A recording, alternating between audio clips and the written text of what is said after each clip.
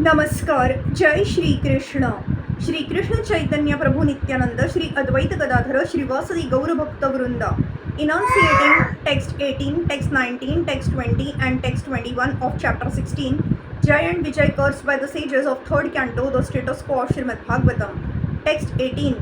Tvattah sanatano dharmo rakshate tanubhistava dharmasya paramo bhuyo nirvikaro bhavan matah. You are the source of the eternal occupation of all living entities, and by your multi-manifestations of personalities of Godhead, you have always protected religion. You are the supreme objective of religious principles, and in our opinion, you are inexhaustible and unchangeable eternally. The statement in this verse, Dharmasya Paramo Bhuyo, refers to the most confidential part of all religious principles. This is confirmed in Bhagavad Gita.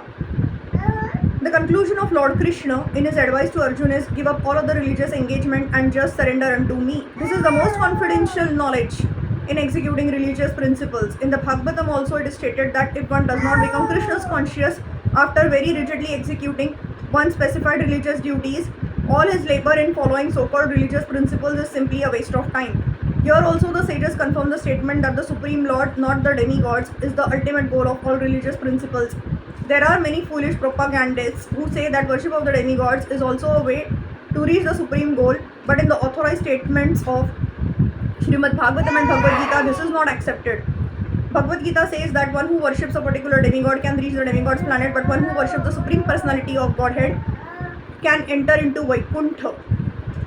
Some propagandists say that regardless of what one does, he will ultimately reach the supreme abode of the personality of Godhead. But this is not valid. The Lord is eternal, the Lord's servitor is eternal, and the Lord's abode is also eternal. They are all described here as Sanatan or eternal. The result of devotional service therefore is not temporary, as is the achievement of heavenly planets by worshipping the demigods. The sages wanted to stress that although the Lord out of his causeless mercy says that he worships the Brahmanas and Vaishnavas, actually the Lord is worshipable not only by the Brahmanas and Vaishnavas but also by the demigods. Text 19. Taranti hayanjasa mrutyum nivritta yadanugrahat yoginah sabhavan kim svidanu gruhayeta yataparaiha. Mystics and transcendentalists, by the mercy of the Lord, cross beyond nescience by seizing all material desires. It is not possible, therefore, that the Supreme Lord can be favored by others. Unless one is favored by the Supreme Lord, one cannot cross over the ocean of the nescience of repeated birth and death. Here it is stated that yogis or mystics cross beyond nescience by the mercy of the Supreme Personality of Godhead. There are many kinds of mystics such as the Karma Yogi, Jnana Yogi, Dhyan Yogi and Bhakti Yogi.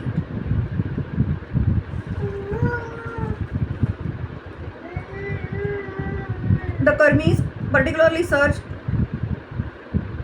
after the favor of the demigods. The Jnanis want to become one with the Supreme Absolute Truth, and the Yogis are satisfied simply by partial vision of the Supreme Personality of Godhead Paramatma and ultimately by oneness with Him. But the Bhaktas, the devotees, want to associate with the Supreme Personality of Godhead eternally and serve Him. It has already been admitted that the Lord is eternal, and those who want the favor of the Supreme Lord perpetually are also eternal. Therefore, yogis here means devotees. By the mercy of the Lord, devotees can easily pass beyond the nescience of birth and death and attain the eternal abode of the Lord. The Lord is therefore not in need of another's favor, because no one is equal to or greater than Him. Actually, everyone needs the favor of the Lord for successful understanding of His human mission. Text 20. Yama vai vibhuti rupa yatyanu velamanyayra artharthi bhiha स्वशिरसा धृतपादरेणुः धन्यार्पितान्घ्रि Tulsi नवदामधाम्नो Lokam मधुव्रतपतेरिव कामयाना. The goddess of fortune Lakshmi, the dust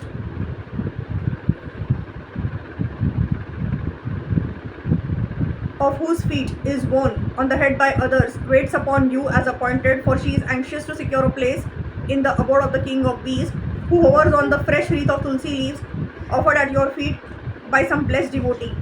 As previously described, Tulsi has attained all superior qualities due to being placed at the lotus feet of the Lord. The comparison made here is very nice. As the king of peace hovers over the tulsi leaves offered to the lotus feet of the Lord, so Lakshmi, the goddess who is sought by the demigods, Brahmanas, Vaishnavas and everyone else, always engages in rendering service to the lotus feet of the Lord. The conclusion is that no one can be the benefactor of the Lord. Everyone is actually the servant of the Lord. Text 21. Yasadam vivikta charitairanu vartamanam natya driyataparam bhagvat prasangah satvama द्विजानुपथ पुण्य रजः पुनीतः श्रीवत्स लक्ष्म किम गा भग भाजनसत्वम.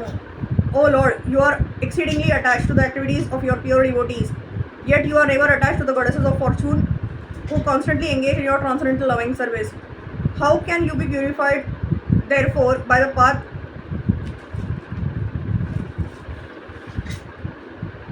of the dust traversed by the Brahmanas, and how can you be glorified or made fortunate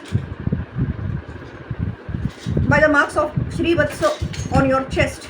It is said in the Brahma Samhita that the Lord is always served by many hundreds of thousands of goddesses of fortune in his Vaikuntha planet, yet because of his attitude of renunciation of all opulences, he is not attached to any one of them. The Lord has 6 opulences: unlimited wealth, unlimited fame, unlimited strength, unlimited beauty, unlimited knowledge, and unlimited renunciation. All the demigods and other living entities worship Lakshmi, the goddess of fortune, just to get her favor. Yet the Lord is never attached to her because he can create an unlimited number of such goddesses for his transcendental service.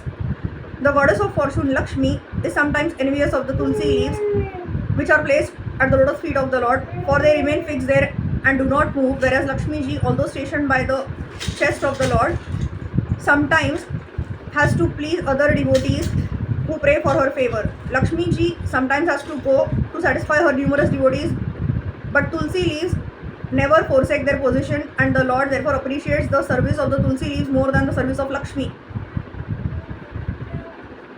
When the Lord says therefore that it is due to the causeless mercy of the Brahmanas that Lakshmi ji does not leave him, we can understand that Lakshmi ji is attracted by the opulence of the Lord, not by the Brahmanas' benedictions upon him. The Lord is not dependent on anyone's mercy for his opulence, he is always self-sufficient. The Lord's statement that his opulence is due to the benediction of the Brahmanas and Vaishnavas is only to teach others that they should offer respect to the Brahmanas and Vaishnavas, the devotees of the Lord.